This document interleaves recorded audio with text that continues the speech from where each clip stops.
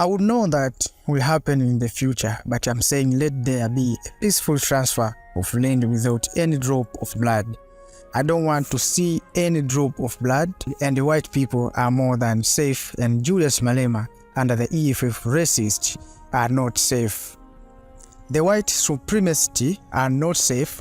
The people who believe in Africa or supremacy and the nationalism are not safe under Julius Malema, because I'm not scared of them.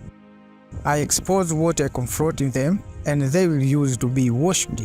They are used to be getting black people to be answerable to them, are not answerable to in white. Why should you create a squitter camp through land compensation, through land occupation? Now and then your land occupation program to size of stand, how that the size of RDP houses stand, because the EFF land occupation must allocate proper size of, you don't know what is the right size to go. The old white suburb anyway in South Africa, where poor whites are giving houses by their government. Every town has got that. Go and take measurement. From there, take the measurement of those old houses of poor whites. We can give out people anything less than what apartheid gave poor white. Our masters, ours must start from there upwards. Secondly, do not occupy land away from town. Always when you occupy land, go closer to town. That's where the population is. Because you must, if development is not going to come to our people, let our people go where development is. When we say come to town, we are not saying come to white people. No, not we don't care about white people who are coming closer to the hospital, who are coming closer to proper school, who are coming closer to where there is water and electricity. No one is going to bring these things to us. We are going to do things. How come 29 years into government, we're still talking about a sewer system that was built by apartheid? We build on what apartheid has built. Sorry, expanded the sophisticated storage that exists after democracy.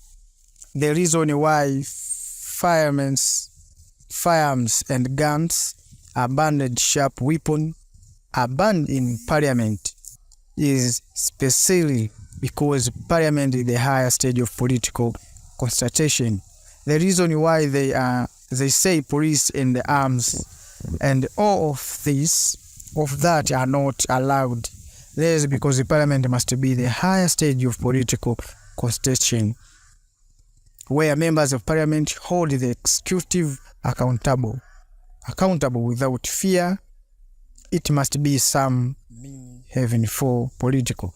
But are you not worried that we have a story in this country where a prime minister was stepped in parliament, where I never had a prime minister? Well, you know what I'm saying. I don't know. Associate me with your things. I'm not part of that. We have no such history. Our country, that parliament, start in 1994. Do not tell me about the history. I know nothing about our history and my president of this country coming to being in 1994. There is no history of that nature in the parliament, whereas there is no such history in that word. Since we started sitting in the word, but you know exactly. I know exactly. I don't know what you're talking about. So I don't know. I didn't. There is no such history in South Africa. There was a prime minister where was never a prime minister of South Africa. Today, the biggest state captured in government. He can be president, but money in mantras and not just money, dollars of money in madras in the sofas and violating the laws of South Africa. Till today, no one has been arrested back in one of the big roads. The crimes levels in South Africa have gone too high because when the president breaks the law, nothing happened to the president. That's why no one is scared of the law. They do as they wish because the president has violated the law without consequences. The president takes money, doesn't declare that money to Reserve Bank, doesn't declare that money to SARS. The top judges of the country, they say they are prima facie. This man must answer some question. He uses his majority parliament to avoid the accountability for having violated his oath of office and the constitution of the Republic of South Africa. Africa, nothing happens. So we who are not captured by the white monopoly capital, who are sticking now we hope to see Minister of Flight, we hope to see Minister of Linen, we hope to see Minister of Pathos, who hope to see Minister of GBV. Reality that Mr. President is nothing, is working under him, a man on top and doing nothing. So we know he will not finish his term. So let me tell you, by end of this year on the public representative, without matrix should have written their matrix and completed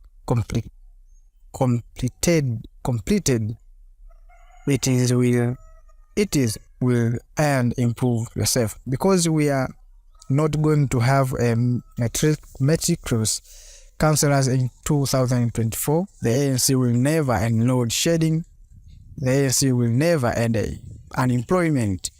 Then she will never give us any form of development, because comrade, things are bad in the country and they are not going to get any better. We don't have to be likely magistrated. Many of them don't like us.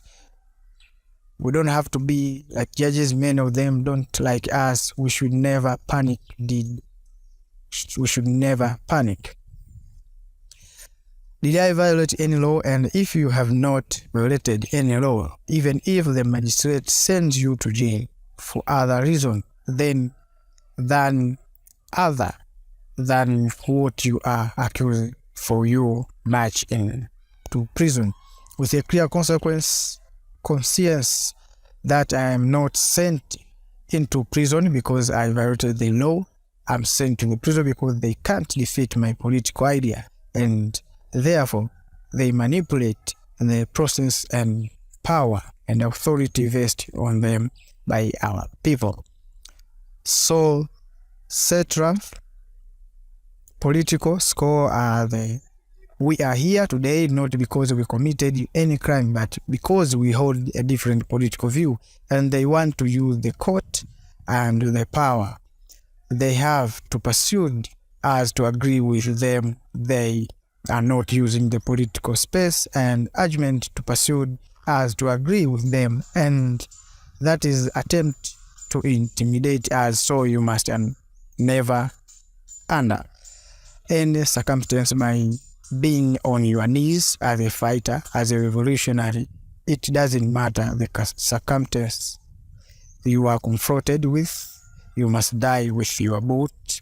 Or never surrender to the crowd, to the coward. Never surrender to the state. Never surrender to the powerful. Never surrender to the establishment. Never surrender to the criminal. Where you are sleep, whether you are awake, when they wake up at night with a gun on your face, you must say to them, shoot and shoot. Now do not beg for mercy. That's why you come at night. What are you seeking into my house? That's why you are putting your blood on bed. Why I'm sleeping? It is because you are covered, I will never break our lies. I will never be scared of cowards. Thank you. So this was all the statement from the president of the EFF, Julius Malema.